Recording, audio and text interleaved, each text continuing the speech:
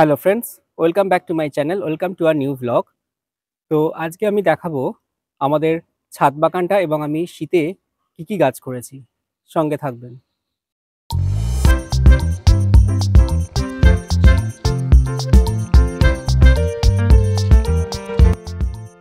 তো আমাদের একটা ছোট্ট সামনে ছাদ আছে, তো সেখানকার কি কি বাগান করেছি শীতের ফুল গাছ সেগুলো আপনাদের এখন দেখাবো।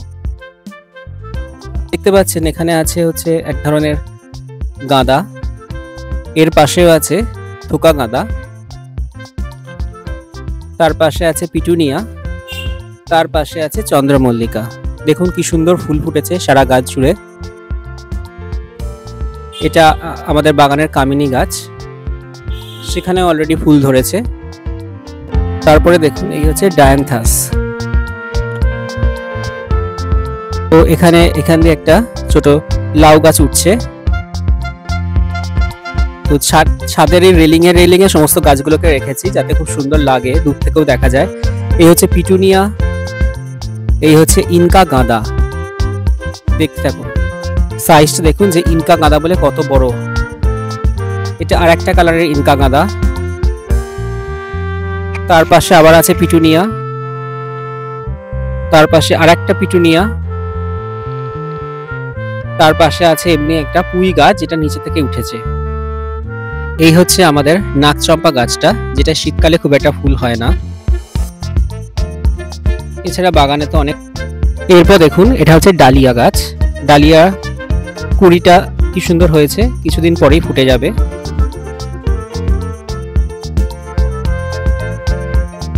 তারপরে দেখতে থাকুন আর একটা চন্দ্রমল্লিকা।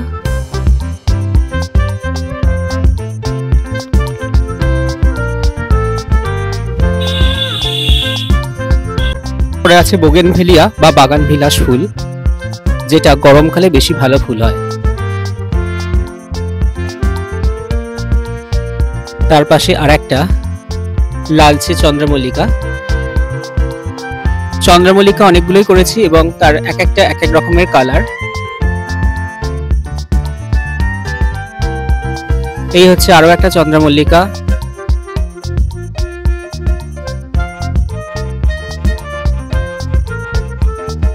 তার পাশে আছে আরো একটা ইনকা।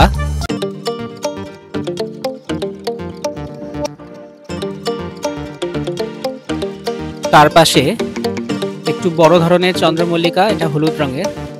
তো খুবই সুন্দর লাগছে দেখতে, আপনারা দেখেই বুঝতে পারবেন। এবং পুরো গাছ জুড়ে ফুল হয়ে আছে। এবার দেখতে থাকুন আরো কিছু পিটুনিয়া আমাদের আছে এবং এক একটার কালার এক এক ধরনের। এটাও একটা খুব সুন্দর ফুল।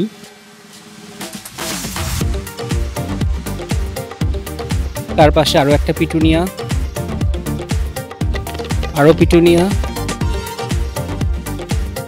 এটা হচ্ছে পুরো সাদা ধবধবে পিটুনিয়া এবং ফুলগুলো খুব বড়। তাছাড়া আরো ইনকা গাঁদা আছে,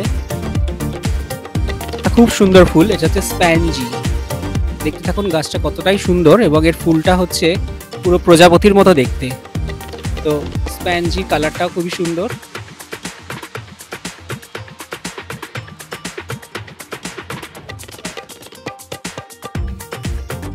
আরো একটা খুব সুন্দর ফুল।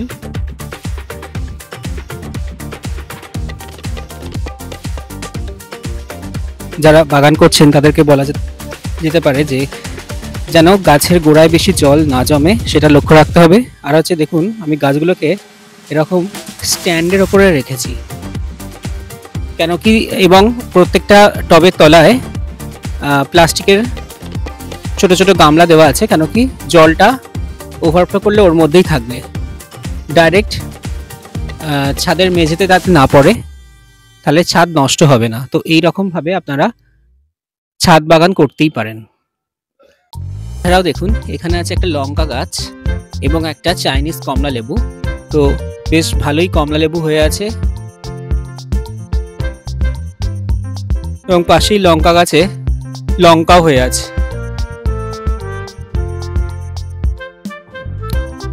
পাশে আছে একটা নীল টগর গাছ, তো এটাতেও ফুল হয় ভালোই।